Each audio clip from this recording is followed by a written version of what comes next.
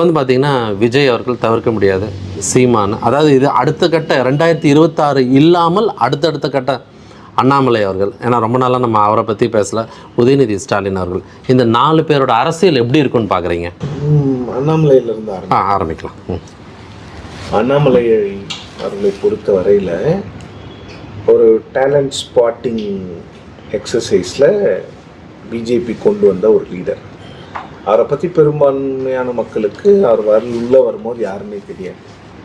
பெங்களூரில் இருந்தவங்களுக்கு தெரிஞ்சிருக்கலாம், ஒரு ஐபிஎஸ் ஆஃபீஸர், ஐபிஎஸ் இந்த மாதிரி ஒரு ஃப்ளாம்பாயிண்ட் ஒரு ஐபிஎஸ் ஆஃபீஸர் இருக்கிறார். இங்கே இருக்கிறவங்களுக்கு எனக்கே தெரியாது, எனக்கும் தெரியாது.